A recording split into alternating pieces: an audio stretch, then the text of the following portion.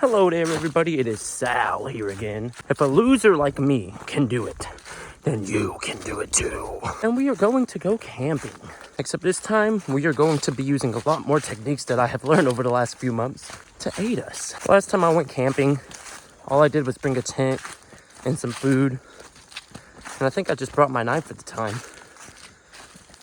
But this time, we are equipped to hell and back with new methods, new techniques, and just overall new knowledge. If a loser like me can survive the wild, then I believe you can too. Currently, at the moment, we're hiking this trail over in the Ocoee region. I've camped out here before and I've walked this trail before. I've just never walked the entire trail. We're gonna try to find a good spot over here. Holy hell, look at that. That is a drop and a half if I roll down here. Oh man, we've hiked like a mile plus up so far, and here we come to a split in the site. So let's see where this takes us. Over from the way we came, of course, that takes us back to Highway 30, Clear Trail Creek number 379. If we go right for 2 miles, we'll end up on Hammock Trail 377. After hiking for like 2 freaking miles, of course, this is not the best place to set up at, but I think we're gonna camp here tonight. So normally what you want to do while camping is a thing called the triangle formation. Now basically the idea of the triangle formation is think of your area as a triangle. And so on one side you'll have where you're going to be sleeping. So right here where we have our hammock at another point of the triangle you're going to have where where you cook your food and stuff like that. And another point of the triangle you're going to have where I guess you put like your waste and stuff like that. Bags of food that you open and stuff like that. And I'll explain why. When you're out here, don't be like me and cook your food right next to your tent. Wildlife creatures are going to come up to your tent and they're going to start sniffing. And I had my dog with me when that happened. And so that wasn't a really good, pleasant experience. So the idea is why you do that is so if wildlife creatures come over here, they'll be more attracted to, your waste of food that's over there and your camp that's over here, rather than, trying to instigate you. At least that's the idea. So let's go get our fire and stuff set up. Now it took us a while, but we pretty much got this campfire that's about to start burning here in a bit.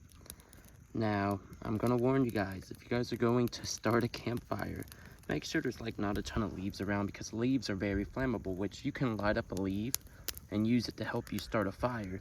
So make sure you at least clear the area. I've cleared most of the leaves around this area. So I highly doubt, we're going to have a fire that's going to spread throughout the entire freaking trail here. But I would also highly recommend if you're going to start a fire, at least have some backup wood with you. Now the type of wood you want is you want to try to find the driest pieces of wood that you can freaking find. Dead wood probably is not your best option. And wood that's been burnt already, I probably wouldn't recommend it. Now here's a little trick you can learn. Let's say, you still got wood, but your flame's starting to go out. What you can do is you can take some dry leaves here. You can put them on the flame. And, the flame will continue to grow again.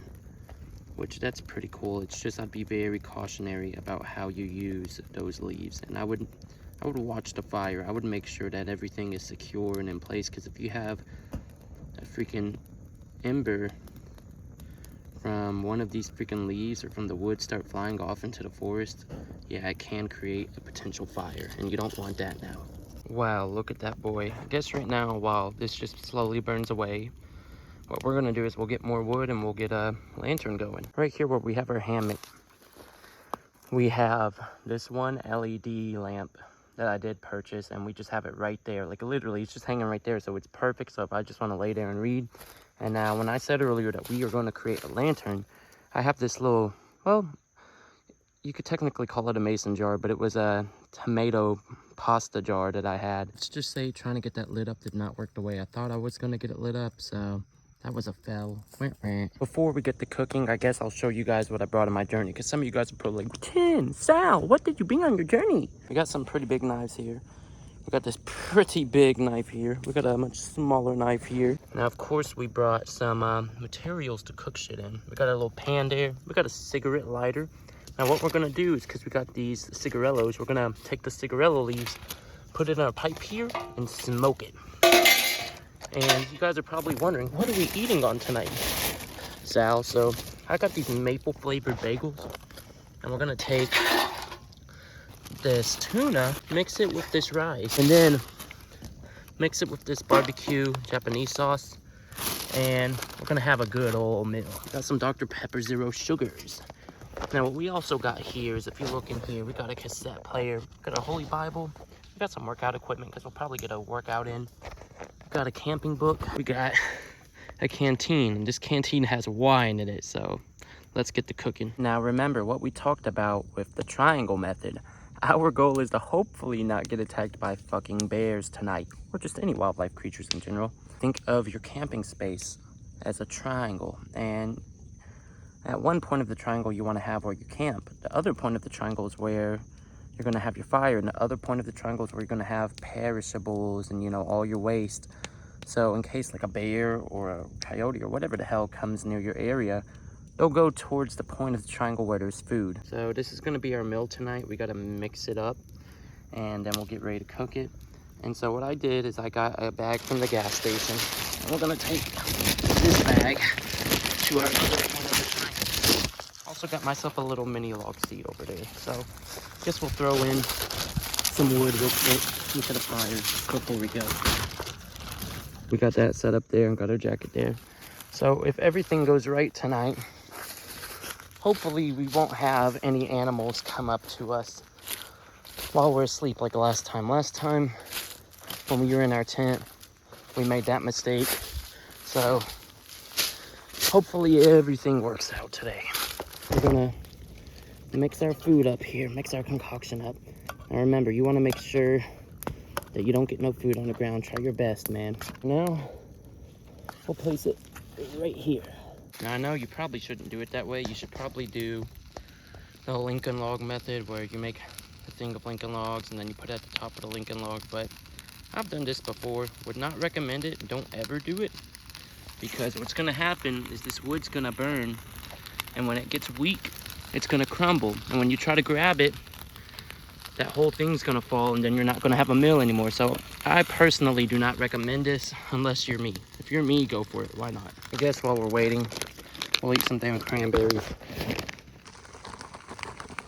When you're hiking to a campsite, you gotta remember, all that weight on your back, you're going uphill, you're using your muscles, and your muscles tend to break down. And to repair your muscles, you need sugar. Well, I mean protein as well, right? But I mean, sugar really helps to, you know, repair your muscles in a much more quick fashion, and so also you don't get lightheaded and low blood sugar.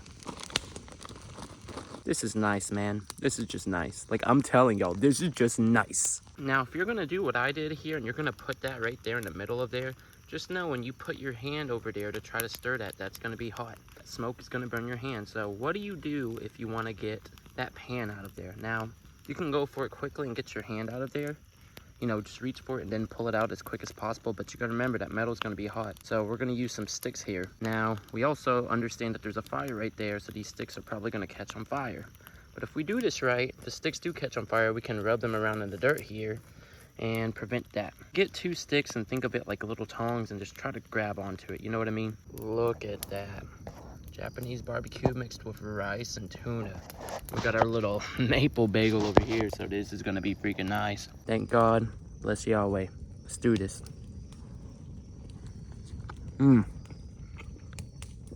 Sweet yet tangy, just man. And we're gonna be sipping on a little bit of wine tonight.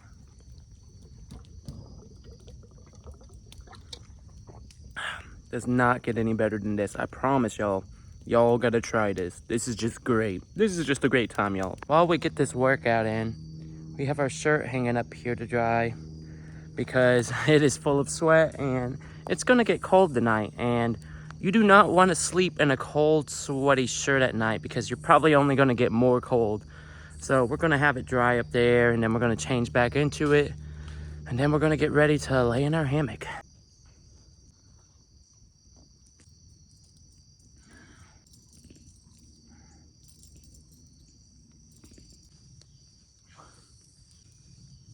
Right before we lay down in our hammock, we're going to take a smoke out of our tobacco pipe here. Now remember, y'all, tobacco and nicotine can cause harm to your lungs and cause lung cancer. So please, do this at your own risk.